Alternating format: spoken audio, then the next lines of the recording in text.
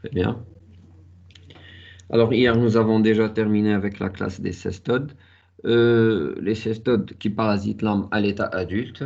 Ensuite, les cestodes qui parasitent l'âme à l'état larvaire, qui représentent des impasses parasitaires.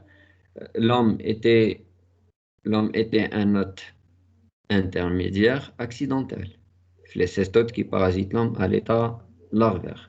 Principalement, nous avons détaillé l'idatidose. Idatidose, son agent pathogène, c'est Echinococcus granulosus. Sa principale localisation, c'est le foie. Son diagnostic, il repose principalement sur la sérologie et la radiologie. Et son traitement, il est principalement chirurgical, associé parfois à des antiparasitaires. Et la prophylaxie consiste euh, à, à arrêter, si vous voulez, la chaîne de transmission. C'était clair. Aujourd'hui, je vais un petit peu passer à une deuxième classe qui fait partie toujours du sous-embranchement des platelminthes. On les appelle les trématodes. C'est la classe des trématodes. Alors, bon, s'il y a des questions concernant les cestodes parasitant l'homme à l'état adulte larvaire, vous allez juste euh, mettre les questions dans le Teams. Alors, qu'est-ce que les dystomatoses? C'est quoi dystomatose? Dystomatose hépatobiliaire. Alors, il y a plusieurs formes de dystomatose qui dépendent bien sûr de la localisation du parasite chez l'homme. Principalement, je vais détailler une seule espèce, c'est la fasciolose hépatobiliaire. Fasciolose hépatobiliaire. Donc, toujours dans la localisation hépatique. C'est comme le kyste hépatique. Donc, le plan, il est classique. Alors, les dystomatoses, c'est des helminthiases. C'est des helminthiases zoonotiques. Helminthiases zoonotiques qui touchent principalement les mammifères. Les mammifères bovins ovins. Accidentellement l'homme. Ok. Donc, elles sont dues à des trématodes. Donc, les trématodes, c'est quoi? Quelle est la différence entre trématodes et cestodes? Ces deux classes qui font partie du même sous-embranchement, c'est des platelmintes. Alors, trématodes, c'est des vers plats. C'est platelmintes, vers plats. Alors, ils ne sont pas segmentés. Les cestodes sont segmentés. Les trématodes ne sont pas segmentés.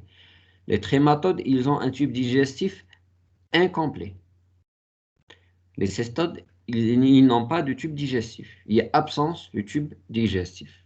Donc, je répète, trématodes, c'est des vers plats, non segmentés, à tube digestif incomplet. Très bien. Pour les cestodes, alors tous les cestodes, on a dit, tous les cestodes sont hermaphrodites. La différence, les trématodes peuvent être soit hermaphrodites, soit à sexe séparé.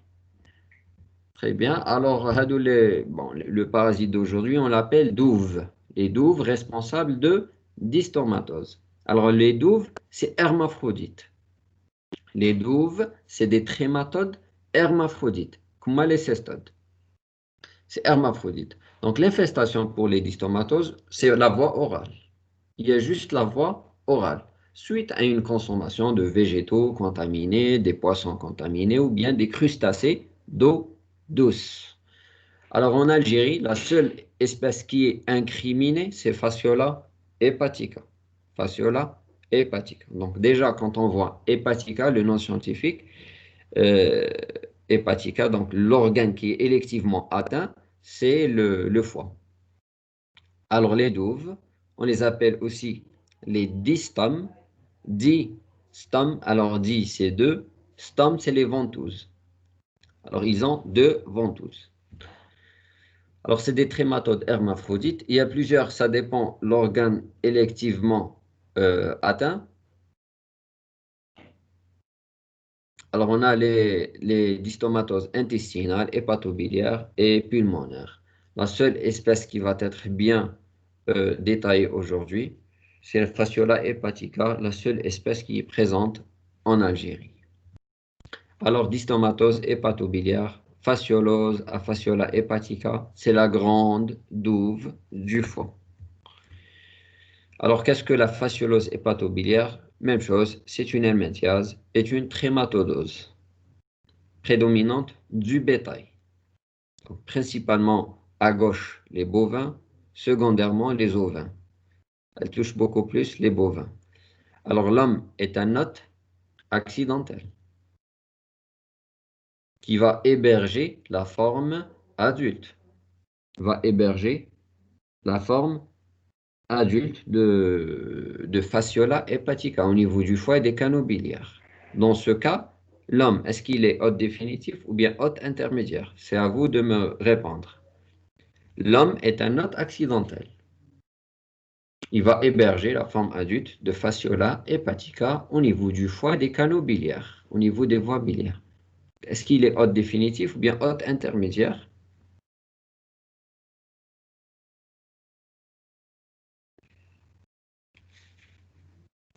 Très bien, il est hôte. Très bien, il est hôte définitif. Donc, les bovins et ovins, c'est des hôtes définitifs naturels. L'homme est un hôte définitif accidentel. Donc, la différence avec les cestodes parasites l'homme à l'état larvaire, la différence, c'est que Flidatidose, l'homme était un hôte intermédiaire accidentel.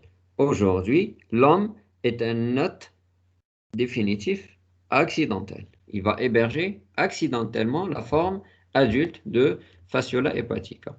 Alors pour la taxonomie, c'est simple, c'est l'embranchement des helminthes, sous-embranchement des plates-helminthes, classe des trématodes. Donc la classe des trématodes, on a deux familles. Bon, on a la classe, les plates-helminthes, on a la classe des cestodes, c'est bon que maintenant.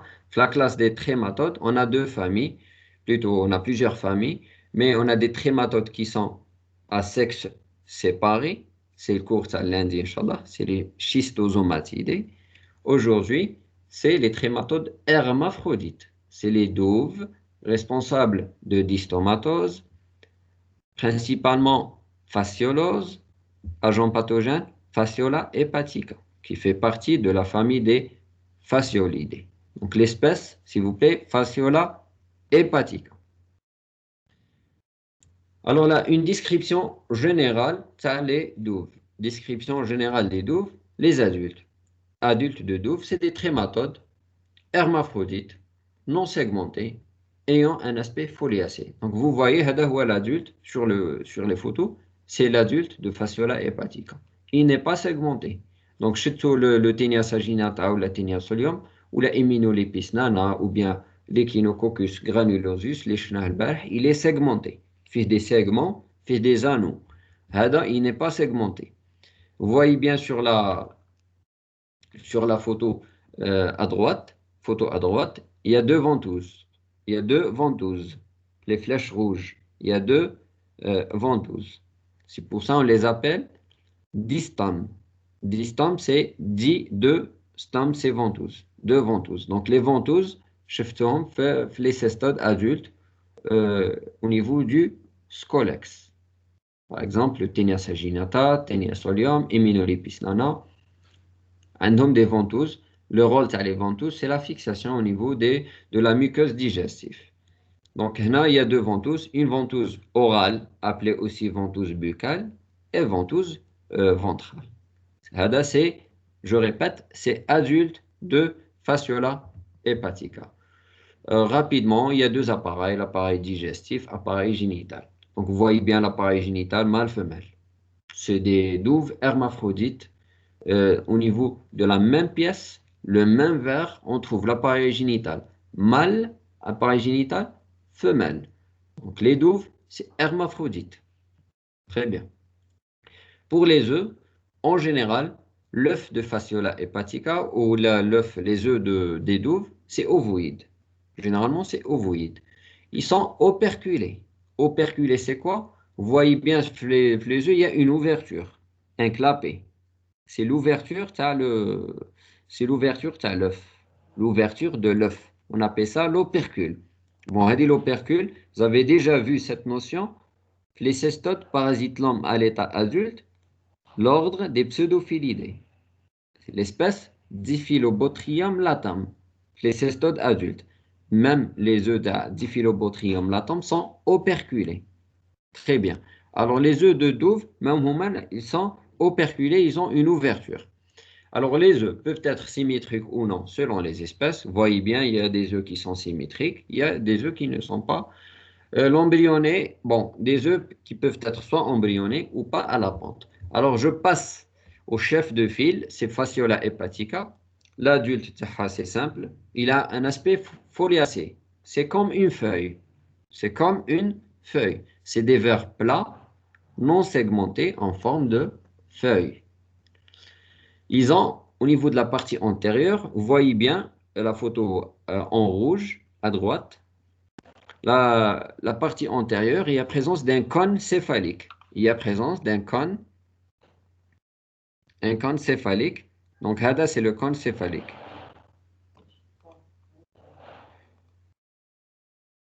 Hada, c'est le cône céphalique. OK? Ça, c'est le cône céphalique. Hadi, c'est la partie antérieure. Donc, fasciola hepatica, appelée aussi la grande douve du foie, elle fait 1,5 à 3 cm de long. Donc, Inch'Allah, les séances de travaux pratiques, vous allez voir ce verre de fasciola hepatica. Donc, هذه la partie postérieure. Donc, هذه هنا la ventouse اللي شفناها ventrale. وهنا كاين la ventouse. Donc, la partie antérieure elle est la ventouse buccale. Et là, il y a la ventouse ventrale. C'est en général, hein, la morphologie de l'adulte en général. L'œuf de fasciola hepatica, bon, la morphologie de l'œuf, elle est importante. Elle permet de poser le diagnostic direct. Donc, sa taille, 140 à 80 micromètres. Il est ovalaire, il est symétrique. Il est operculé. Donc, هذه c'est l'ouverture de l'œuf. Ça, c'est l'ouverture de l'œuf. هذه l'ouverture, tu vois bien, on appelle ça opercule. Les œufs de Fasciola hepatica sont operculés. C'est jaune clair, sa couleur, qui ne sont pas embryonnés à la pente. Donc, شفنا l'œuf de, par exemple, de Taenia saginata, ou bien l'œuf de Dichinococcus granulosus, il est embryonné à la pente. Donc, là, on trouve un embryon hexacanthe, 6 crochets. L'œuf de Fasciola hepatica, il n'est pas embryonné à la pente. Il y a pas de larve. Il n'y a pas de larve. Il n'y a pas de larve à l'intérieur. Donc, le réservoir de Fasciola hepatica. Alors, je fais toujours dans l'épidémiologie de Fasciola hepatica. Le réservoir de Fasciola hepatica, c'est l'hôte définitif naturel.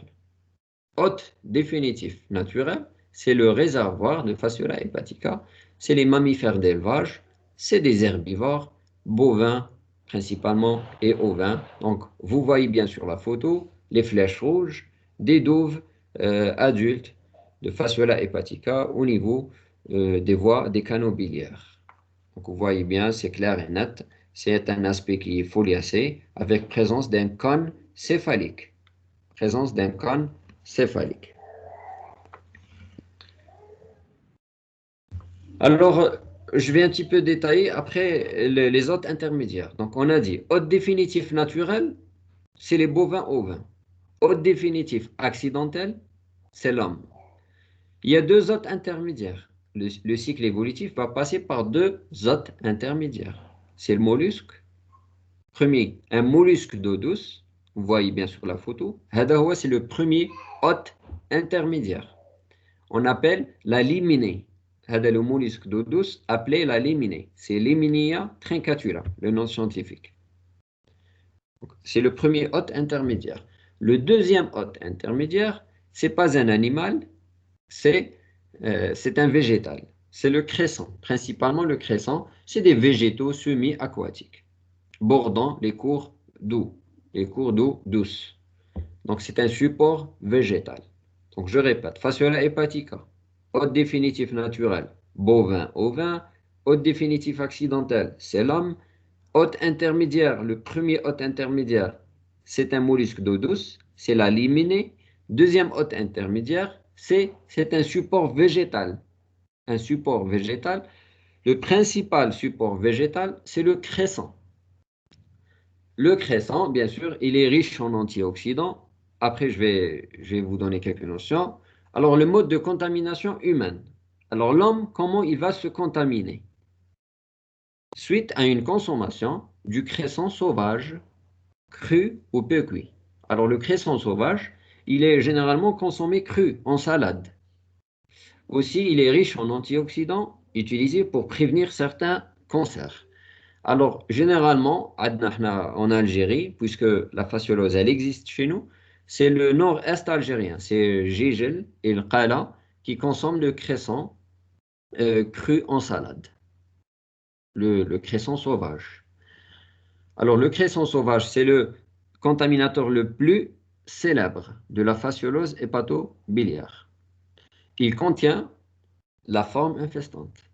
Donc, le cresson, on sait pour la forme infestante, c'est le parasite. Elle est collée les feuilles de cresson. Alors, la forme infestante, bien sûr, elle résiste à la dessiccation, au vinaigre, la salade. Même le vinaigre, elle résiste bien. L'eau de javel, réfrigération à -10, elle résiste. La sensibilité, elle est très sensible à l'ébullition ou bien à une congélation. Congélation de moins de 0 et moins. Donc, la contamination, généralement, on a dit la forme infestante. Après, je vais donner la forme infestante. Le cresson, c'est le deuxième hôte intermédiaire. C'est le contaminateur le plus important. Contamination, elle est saisonnière. Généralement, c'est saisonnière, fin de l'été, début d'automne. Et généralement, c'est des petites épidémies familiales. Donc, mais c'est bouche un seul cas. C'est rare. C'est des petites épidémies, soit familiales, soit collectives. OK? C'est les mêmes personnes qui ont consommé le même plat infestant. Voilà. Alors, pour le cycle évolutif. Le cycle évolutif, rapidement. Alors, je ne vais pas rentrer dans le détail, ça, le cycle, mais ce que vous allez apprendre là, c'est que l'hôte définitif, qui sont hôtes définitifs naturels, bovin, ovin, ou bien hôte définitif accidentel, qui est l'homme, héberge la forme adulte au niveau des voies biliaires. OK? Donc, l'adulte de Fasciola hepatica pond des œufs qui ne sont pas embryonnés. Bon, ne sont pas embryonnés, qui sont émis dans les selles. L'œuf non embryonné, au contact de l'eau douce, donc après il va s'ouvrir. L'éclosion de l'œuf. Il va libérer le premier stade larvaire. Il est appelé le myracidium. Myracidium, il va pénétrer chez le premier hôte intermédiaire. C'est quoi? C'est un mollusque d'eau douce, la limnée. Il va donner par la suite, il y aura quelques transformations dans le mollusque. Après, il y a sorti d'un deuxième stade larvaire appelé cercaire. Donc la cercaire, vous voyez bien la cercaire sur la photo, fiha une queue, fiha une tête et une queue. Donc la cercaire, elle est mobile. Elle va nager, elle va chercher le support végétal. Elle va se fixer sur le support végétal et elle va s'enquister. Elle va donner métacercaire enquisté. La métacercaire enquistée, fixée sur le support végétal, représente la forme infestante pour l'hôte définitif, soit naturel, soit accidentel. OK? Alors l'homme, il va consommer le végétal contenant la forme infestante. Métacercaire, elle va enquister au niveau de la bouche, ensuite au niveau de l'estomac. Au contact des sucs digestifs, elle va perdre l'enveloppe kystique. Libération du contenu de la métacercaire et migration des sorties des douvules. Par la suite, les douvules, c'est des jeunes douves, s'il vous plaît. Douvules, c'est des jeunes douves. Donc, l'ouverture de la métacercaire va donner des douvules. La sortie des douvules, les douvules immatures, ils vont faire une migration, ils vont traverser la paroi intestinale, la cavité abdominale, ensuite arriver au niveau du foie. Elle va traverser le parenchyme hépatique et par la suite, elle va s'installer au niveau des voies biliaires et elle devient adulte, la dovule devient adulte après 3 mois, 90 jours. Donc, entre la contamination et la formation des adultes au niveau des voies biliaires, ADNA 90 jours, c'est 3 mois. Alors, est-ce que c'est clair? Bon, je vous donne un petit peu le cycle. Il est plus ou moins simple. Est-ce que c'est clair? Donc, ce que vous allez apprendre le cycle évolutif, c'est quoi hôte définitif? Hôte intermédiaire, premier hôte intermédiaire, deuxième hôte intermédiaire, la forme infestante pour l'homme et la forme infestante pour l'homme et la forme qui est présente au niveau des foies et des canaux biliaires. La durée, c'est important, c'est 90 jours. Généralement, c'est 3 mois entre l'infestation et, si vous voulez, la formation des adultes au niveau des foies, des canaux biliaires. Est-ce que c'est clair? Bon, le cycle évolutif, il est plus ou moins clair. À droite, vous voyez bien hôte définitif, qui est mammifère d'élevage, bovin. L'homme est un hôte définitif accidentel. Vous voyez bien. Donc, la forme infestante, c'est métacercaire enquisté au niveau de la bouche. Au niveau de l'estomac, avec des larves immatures, les ovules, ils vont faire une migration. Arrivé au niveau du foie, il y a formation après 90 jours des douves adultes. Les douves adultes vont donner des œufs non embryonnés, qui vont être en contact avec de l'eau douce. Libération, c'est le premier stade larvaire, le myracidium. Myracidium, c'est un embryon cilié, il est mobile. Il va pénétrer chez le premier hôte intermédiaire, appelé la limnée. C'est un mollusque d'eau douce. Un mollusque d'eau douce. Sorti du deuxième stade larvaire, cercaire, qui va pénétrer, plutôt se fixer sur le deuxième hôte intermédiaire, le crescent, et va donner la métacercaire enquistée. Donc la forme infestante, métacercaire enquistée. Est-ce que c'est clair? Le cycle évolutif, il est clair. Barley, c'est clair, très bien. Vous voyez en rouge, c'est des éléments les plus importants. Douve adulte, œuf non embryonné, limné, crescent métacercaire enquisté, mammifère d'élevage, et même l'homme, il est en rouge. Très bien. Normalement, c'est clair. Vous allez juste revoir le polycope. Alors là, vous allez cercaire sur la photo en haut, c'est la cercaire de fasciola hepatica. Vous voyez bien, il y a un élément arrondi, c'est la tête, et une queue. La tête et une queue. Donc la queue non bifurquée. Une simple queue. C'est une cercaire. Alors vous voyez bien sur les photos en noir et blanc, donc de gauche à droite, on a le myracidium. C'est un embryon qui est cilié. Bon, il va donner donc les deux stades qui viennent après le myracidium. C'est pas vraiment important. Avec la cercaire, elle est mobile, il y a une queue. Ou la métacercaire, elle est arrondie, elle va s'enquister sur le support végétal. Donc, sur la photo à droite, vous allez voir métacercaire enquistée. Et donc, à l'intérieur, on trouve une larve qui résiste bien. Très bien. Alors, la répartition géographique, c'est cosmopolite. C'est cosmopolite principalement dans les régions d'élevage. Dans les régions d'élevage. En Algérie, les foyers atteints, c'est le nord-est algérien. J'ai déjà dit ça, c'est Jijil et Qala.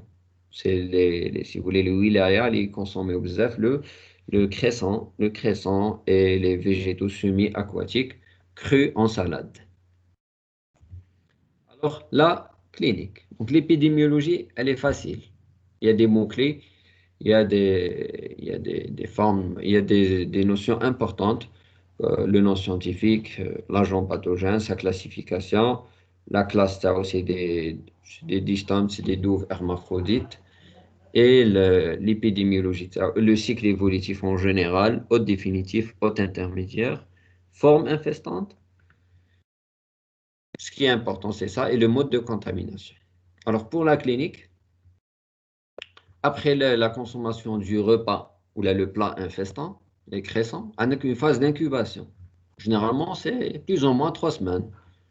Après le repas infestant, elle est silencieuse. C'est une c'est une phase d'incubation silencieuse. Après, on a deux phases. Une phase d'invasion, une phase d'état. Phase d'invasion, elle est due à la migration intrahépatique des ovules. La phase d'invasion, migration intrahépatique des ovules. Donc, les ovules présents au niveau du parenchyme hépatique et c'est la migration. La phase d'état, elle est due à l'installation des adultes au niveau des voies biliaires. Elle correspond à la présence des adultes au niveau des voies biliaires. Bon, c'est 3 mois après l'infestation. Je répète la clinique. Les deux grandes phases, phase d'invasion, phase d'état. Bon, la phase d'incubation silencieuse me fait hawalou. La phase d'invasion, elle est due, correspond à la migration des ovules au niveau du foie. La phase d'état correspond à la localisation, à la présence des adultes au niveau des voies biliaires. C'est 3 mois après l'infestation. Donc rapidement, alors il faut savoir que l'intensité des symptômes chez l'homme dépend du degré de l'infestation. Dépend du degré de l'infestation. Degré de l'infestation, c'est la charge parasitaire. Elle dépend du nombre de métacercaires ingérés par la personne. Une personne qui a consommé une métacercaire, elle ne va pas développer les mêmes symptômes qu'une personne qui va consommer 20 et plus. Donc, le nombre de métacercaires ingérés, il est important. Donc, on a la phase d'invasion en 2 mots. La phase d'invasion, cliniquement, le tableau se résume à une hépatite toxi-infectieuse. C'est une hépatomégalie douloureuse fébrile. C'est une hépatite toxi-infectieuse et des manifestations allergiques. Par exemple, un urticaire, un œdème de Quick. C'est tout. Alors, les manifestations allergiques sont dues à des substances toxiques allergisantes qui sont libérées par les ovules. La phase d'invasion, je répète, c'est une hépatite toxi-infectieuse et des manifestations allergiques. Donc, les manifestations allergiques, c'est des substances toxiques allergisantes libérées par les ovules en cours de migration au niveau du parenchyme hépatique. C'est-à-dire la phase d'invasion des ovules, des jeunes douves. La phase d'état, elle correspond bien sûr au parasitisme biliaire, à la présence des adultes au niveau des canaux biliaires. Alors, les adultes, les douves adultes, les shfnahum en forme de feuilles, ils vont entraîner des complications mécaniques et infectieuses. Complications mécaniques type obstruction, c'est le cholédoque.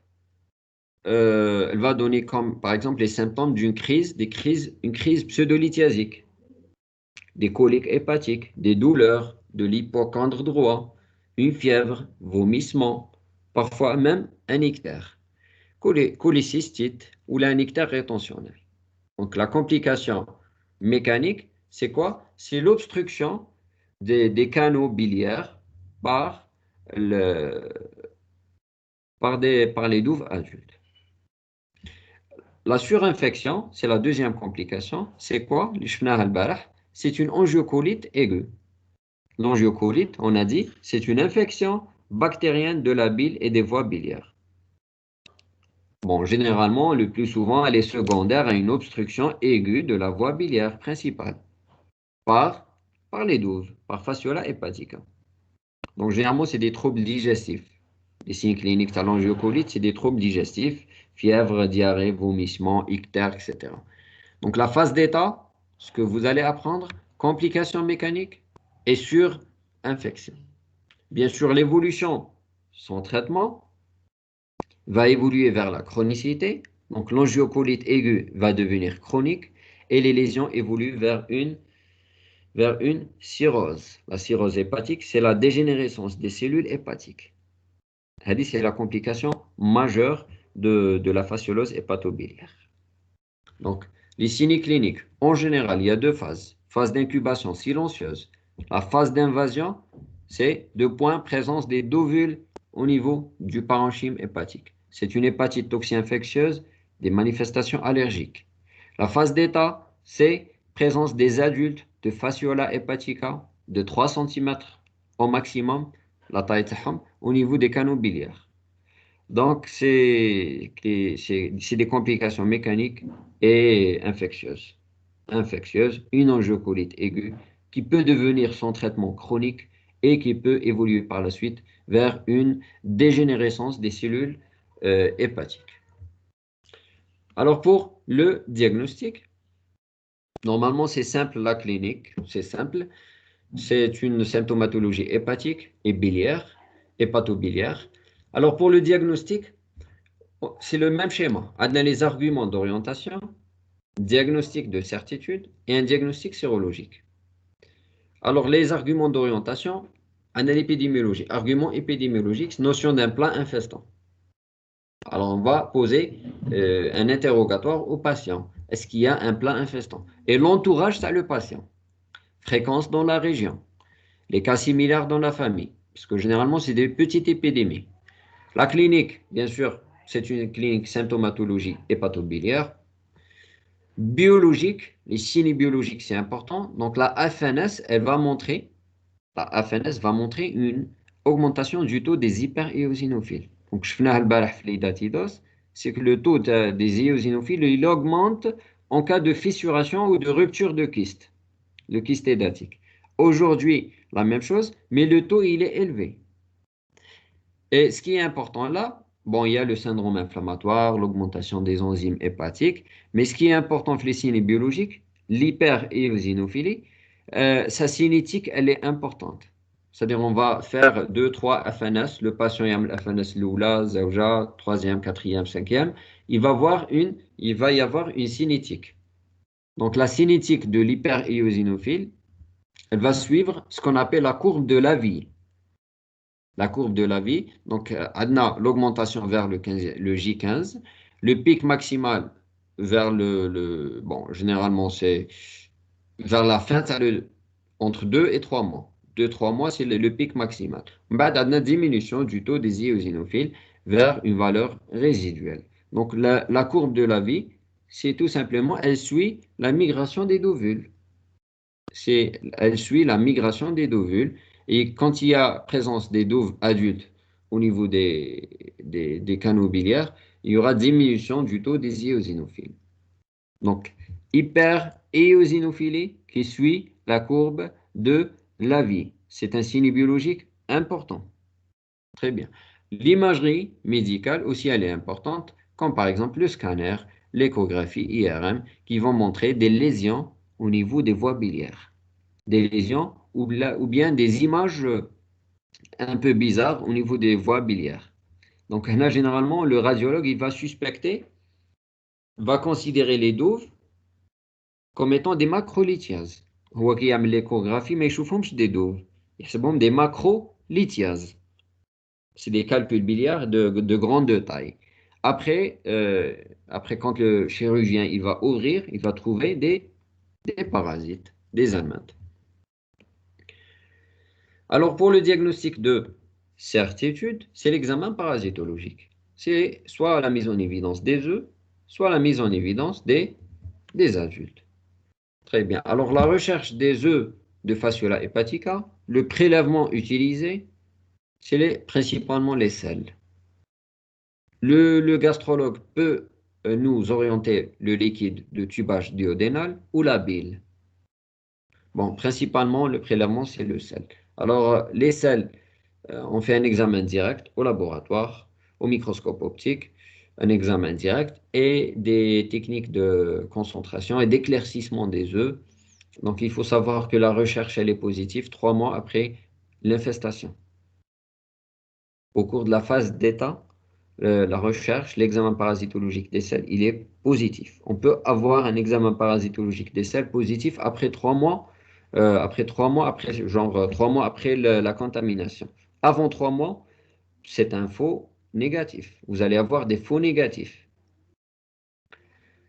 Donc la pente, bien sûr, elle est irrégulière. Et bon, voilà. Donc les douves adultes, ils ont une pente qui est irrégulière. Donc la pente, elle n'est pas quotidienne. C'est pour ça l'examen parasitologique des selles, il doit être répété tous les 3 jours. Tous les 3 jours, on répète parce que la pente n'est pas régulière des douves adultes. Alors, on fait un examen direct. Il y a une technique de concentration. C'est en haut, c'est la technique de Janek sur Urbani. C'est une technique qui a été abandonnée puisque elle utilise un réactif qui est toxique, la solution iodomercurique. Mais la technique la plus utilisée, c'est la technique de Kato. Technique de Kato. Alors, c'est quoi la technique de Kato? C'est une méthode d'éclaircissement des œufs. Donc, vous avez un prélèvement de sel et le but Tana, c'est éclaircir les œufs. Éclaircir les œufs dans un prélèvement de sel. Bon, la technique va être bien détaillée le cours, Inch'Allah, le Maji, le cours la coprologie, les techniques de la coprologie parasitaire, de l'examen parasitologique des sels, technique de Kato. En général, qu'est-ce qu'elle utilise? Le principe Taha, c'est une technique d'éclaircissement des œufs par la glycérine. Donc, la solution éclaircissante, c'est la glycérine. L'avantage, elle utilise un matériel qui est simple et bien sûr, en cas de faible infestation, elle peut augmenter la sensibilité diagnostique. Elle peut augmenter la sensibilité diagnostique puisque les œufs, ils ont une couleur foncée. Donc, c'est vraiment très difficile de les visualiser sur le microscope. Donc, de préférence, il faut faire une technique d'éclaircissement comme la technique de Kato pour pouvoir un petit peu visualiser facilement les œufs de Fasciola hepatica. Donc, l'inconvénient, bien sûr, n'est pas utilisé pour une selle liquide. هذا l'inconvénient تاعها. Et la lecture n'est pas immédiate. Donc, elle va être bien détaillée dans le cours des techniques de la coprologie parasitaire. Alors, on a dit que l'examen parasitologique direct, de certitude, il se pose soit par la mise en évidence des œufs, soit par la mise en évidence des adultes de Fasciola hepatica. Mais les adultes, c'est généralement lors de l'exploration chirurgicale, lors d'une intervention chirurgicale au niveau des voies biliaires. Donc là, le chirurgien, il va découvrir les adultes au niveau des anneaux biliaires. Alors, un examen parasitologique des selles. On a dit, l'examen parasitologique des selles, il n'est positif qu'en phase d'état, après 90 jours. Alors, si on trouve un examen parasitologique des selles négatif, alors ça n'élimine pas le diagnostic. On ne peut pas dire que le patient ne présente pas une fasciolose hépatobiliaire. Pourquoi? Parce que le patient, il peut être en phase d'invasion. Et je m'écoute la phase d'invasion. Au cours de la phase d'invasion, c'est des ovules immatures. Il n'y a pas des douves. Donc, on ne va pas avoir des douves, une pente. Tout simplement, nous n'allons pas avoir des œufs de Fasciola hepatica au niveau des selles. Donc, en cours de phase d'invasion, un examen parasitologique des selles, il est faussement négatif. Très bien. Après 3 mois, après 90 jours, on peut avoir un examen parasitologique des selles faussement négatif. Pourquoi? Parce que la pente des douves adultes, elle est faible, beaucoup plus chez l'homme. Donc les douves adultes, on dit, c'est des douves adultes qui ne sont pas adaptées à l'homme. Donc la pente, elle est faible. Donc on peut avoir des examens parasitologiques des selles qui sont négatifs. Aussi dans les formes chroniques, il y a absence de pente. Donc les douves adultes, ils vont arrêter la pente les formes chroniques. Donc là, c'est l'intérêt de la sérologie, comme flidatidose. Intérêt de la sérologie. Donc le diagnostic sérologique, bien sûr, il est très précoce, très sensible. Donc les mêmes techniques, les flammes, c'est immunofluorescence indirecte, électrocinérase, immunoélectrophorase, les l'hémagglutination indirecte ou bien ELISA. Donc ELISA, elle est très sensible, très spécifique. Alors l'intérêt du diagnostic, c'est qu'elle permet de poser un diagnostic précoce. L'intérêt du diagnostic, c'est qu'elle permet de poser un diagnostic précoce au cours de la phase d'invasion. Donc la sérologie, elle est positive au cours de la phase d'invasion. Donc qui connaît le patient a une hépatite toxi-infectieuse, des manifestations allergiques. Donc on peut avoir une sérologie qui est positive puisque le taux d'anticorps, il est élevé. Elle permet aussi, l'intérêt de la sérologie, de corriger un examen parasitologique des selles faussement négatif au cours de la phase d'état. Donc, elle permet d'éliminer les faux négatifs. Les chefs-là, bon, le patient, il a la fasciolose hépatobiliaire. Cliniquement, il a les symptômes en faveur, mais l'examen parasitologique des selles, il est négatif. Alors là, c'est pas logique. C'est l'intérêt de rajouter la sérologie pour redresser, pour corriger un examen parasitologique des selles. L'intérêt aussi de la sérologie, c'est la surveillance post-thérapeutique. Le patient, après le traitement, c'est comme pour l'idatidose, la même chose. On fait une surveillance post-thérapeutique et arrêter la sérologie jusqu'à négativation totale du patient. Négativation plutôt totale des anticorps. Alors, pour le traitement praziquantel ou bien le triclarbendazole, c'est le traitement antiparasitaire. Principalement, le chef de file, c'est le praziquantel. Parfois, la chirurgie, elle est nécessaire, la phase d'obstruction des voies biliaires. En cas d'obstruction des voies biliaires, de complications mécaniques, là, c'est la chirurgie qui est indiquée, bien sûr associée au traitement antiparasitaire.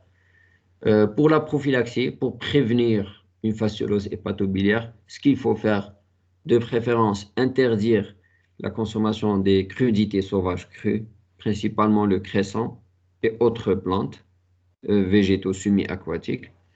Aussi, les engrais humains, éviter d'utiliser les engrais humains dans l'agriculture, ne pas utiliser aussi l'eau usée dans l'arrosage, puisque les œufs de Fasciola hepatica peuvent être présents au niveau des selles de l'homme, si vous voulez, humaines. Donc, évitez d'utiliser les engrais humains, évitez d'utiliser l'eau usée.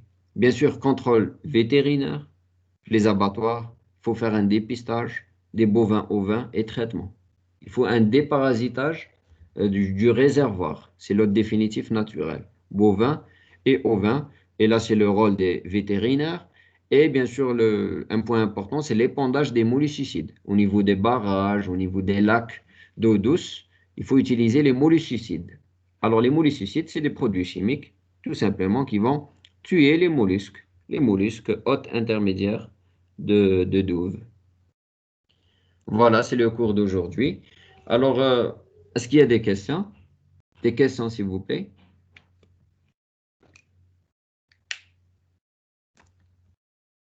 Des questions, s'il vous plaît. Alors, j'étais clair. Dystomatose hépatobiliaire. Alors, les dystomatoses en général, j'ai bien détaillé juste la forme hépatobiliaire. J'ai évité de parler des dystomatoses intestinales pulmonaires, parce que c'est des formes qui ne sont pas présentes chez nous. La seule espèce qui est incriminée, c'est Fasciola hepatica. Elle est à l'origine d'une atteinte hépatobiliaire. L'épidémiologie, son agent pathogène. Alors, vous pouvez résumer les points de tableau, un seul tableau. Il est clair et net. Alors,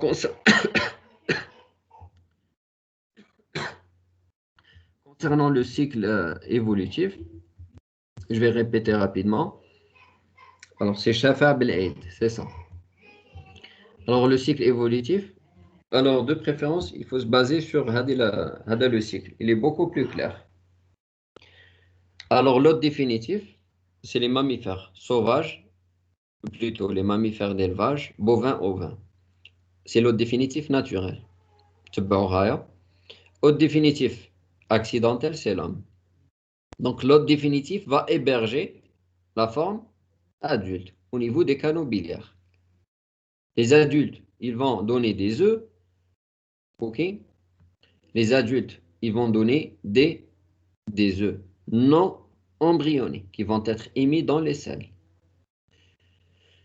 L'œuf non embryonné, après maturation et éclosion, bien sûr, au contact de l'eau. L'œuf au contact de l'eau, il va s'ouvrir. Il va libérer le premier stade larvaire, appelé le myracidium. Myracidium, c'est quoi? Il ne faut pas rentrer dans le détail. Quelle est la morphologie détaillée du myracidium? Parce qu'il y a des livres sur les morphologies des myracidiums, cercaires, etc. À votre niveau, c'est juste savoir que le premier stade larvaire, c'est myracidium. L'ouverture de l'œuf va donner un myracidium. C'est quoi le myracidium? Un embryon cilié. Il est mobile. Donc il va nager, il va chercher le premier hôte intermédiaire. C'est un mollusque d'eau douce, la limnée. C'est Limnia trincatula. Il va pénétrer, il va subir des transformations. On appelle ça la métamorphose. La métamorphose, c'est une transformation du myracidium et multiplication. Résultat, après quelques jours, va donner des cercaires. Cercaires, je fais la morphologie, c'est arrondi, ils ont une tête, une queue. C'est mobile. La cercaire, elle va nager, elle va chercher le deuxième hôte intermédiaire. C'est quoi le deuxième hôte intermédiaire de Fasciola hepatica? C'est un support végétal. C'est principalement on dit le crescent ou bien le pissenlit, la mâche, l'oxalique, etc. Donc, la cercaire au niveau du support végétal, elle va s'enquister. Elle va devenir beaucoup plus résistante. C'est la métacercaire enquistée qui est présente sur les feuilles de crescent du support végétal. Alors, la métacercaire enquistée, c'est la forme infestante pour l'homme et pour les mammifères d'élevage. Alors, on parle de l'homme, il va ingérer la métacercaire enquistée. Au contact du suc digestif, elle va s'ouvrir, elle va libérer la dovule. La dovule, c'est une jeune douve. Jeune douve. La dovule, elle va migrer, elle va traverser la paroi intestinale, cavité abdominale, arriver au niveau du foie. Au niveau du foie, c'est une migration. Tu as les dovules au niveau du foie parenchyme hépatique. Cliniquement, là, elle est à l'origine de c'est la phase d'invasion, de manifestation allergique et hépatite toxi-infectieuse. Et 90 jours après, il y a formation des adultes qui vont se loger au niveau des voies biliaires intra- et extra-hépatiques. Et là, par la suite, nous allons avoir la phase d'état, c'est le parasitisme biliaire, présence des adultes de fasciola hepatica au niveau des voies biliaires. هذا le cycle en général, c'est ça. Alors, est-ce que c'est clair, Shafa Abel? C'est clair. Donc, vous n'allez pas rentrer dans le détail. Takul haja. Bovin, c'est quoi? Hadi, c'est quoi? C'est bon, très bien. Euh, c'est clair, c'était clair et net. Donc, le traitement, hadi, vous n'allez pas apprendre les posologies. Ce qui est important, c'est l'épidémiologie, le parasite. L'homme, comment il va se contaminer.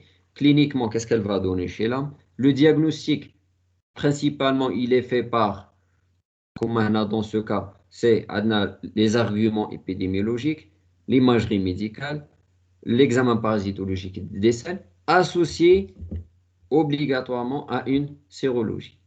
OK? À une sérologie. Le traitement principalement praziquantel. Et voilà. Donc, j'étais clair. Ce que vous allez apprendre, c'est juste la fasciolose hépato-biliaire. C'est la seule dystomatose. Donc, le prochain cours, vous allez avoir lundi, Inch'Allah, les trématodes à sexe séparé, les trématodes hermaphrodites, et le lundi, trématodes à sexe séparé, les schistosomes. Les schistosomes, vous allez avoir le cours avec Dr Ben Meddah. Et s'il vous plaît, pour les séances de TD, qui vont être programmées 1er, 3 et 4 février, il faut préparer des questions. Elle va vous envoyer peut-être un message. Vous préparez des questions sur les cours. OK? Sur les cours de protozoaires intestinaux, les helminths et protozoaires sanguicoles et tissulaires. Agda pour préparer des séances de révision plus ou moins ciblées. En même temps, les séances, nous pour vous préparer les TP. Je quitte le TP, parce qu'on a fait un petit peu la morphologie. C'est une révision de la morphologie des parasites, principaux parasites. Alors, puisque les œufs ne sont pas embryonnés, les larves, de quoi s'agit-il? Non. Alors, c'est Tahri. Alors, les œufs émis par le patient ou les bovins ne sont pas embryonnés à la ponte. Au moment de la ponte, ne sont pas embryonnés. Derrière, on ne trouve pas une larve. Les œufs, ils vont être au contact de l'eau, mais ils deviennent des œufs embryonnés. OK? Tahri. Les œufs, au moment de la ponte, ne sont pas embryonnés. Mais فيهم والو لداخل. C'est, on dit, un ensemble, une masse de cellules vétélines. ما كان والو. C'est une masse de cellules. Au contact de l'eau, au contact de l'eau, l'œuf, il devient embryonné. À l'intérieur, on trouve un miracidium. Si l'hôte définitif est accidentellement l'homme, ça reste toujours une zoonose. Oui, c'est une zoonose. La zoonose c'est une maladie qui est commune à l'animal et à l'homme. Oui, c'est une zoonose. Saqal, hôte définitif naturel. C'est bovin-ovin. Hôte définitif accidentel, c'est l'homme. C'est une zoonose? Oui, c'est une zoonose. Pourquoi? C'est une maladie qui est commune à l'animal et à l'homme. C'est bon des animaux, les mammifères d'élevage, accidentellement chez l'homme. OK? D'autres questions?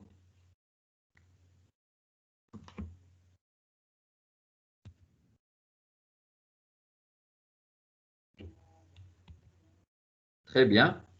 Alors, même si vous allez avoir des questions par la suite, il faut juste laisser les questions. خليوا لي هنا les questions في Teams et je vais essayer de vous répondre, Inch'Allah. OK? Alors, bon courage à tous. L'homme peut contaminer un autre? Oui, oui, oui, oui. Non, elle n'est pas contagieuse entre un homme et un homme. Là, vous voyez bien le cycle évolutif. L'homme peut contaminer un autre. Il faut tout un cycle évolutif. L'homme, l'homme libère Tahri, l'homme, il libère des œufs, où les œufs, ils doivent être au contact de l'eau, passer chez le premier hôte intermédiaire, ensuite le deuxième hôte intermédiaire, pour pouvoir donner à la fin une métacercaire, où le métacercaire, c'est la forme infestante de l'homme. Donc, il faut tout un cycle évolutif, un homme, il peut, si vous voulez, un homme, il peut être à l'origine d'une... Bon, le principal réservoir, mais chez l'homme, c'est les bovins. Vous savez, le principal réservoir, c'est les bovins. On dit les bovins qui contaminent l'homme. Mais chez l'homme contamine l'homme. Alors, l'homme ne s'infecte... Si l'homme, alors, si l'homme, il va manger un œuf, mais il sera le walou. Cliniquement, il ne va rien développer.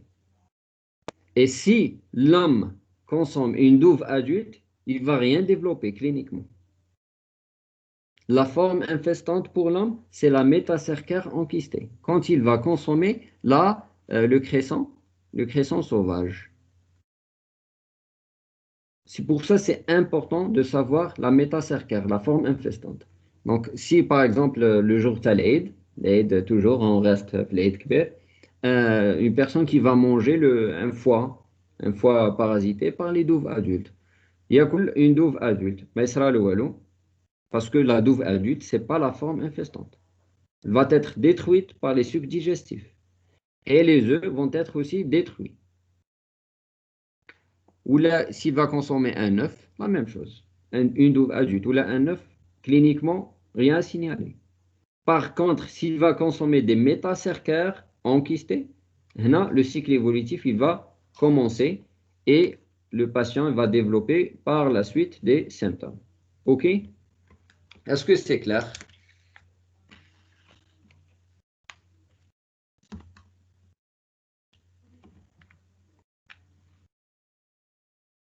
Tahri et l'ensemble des étudiants, est-ce que c'est clair? Normalement, j'étais clair, rapide et bref.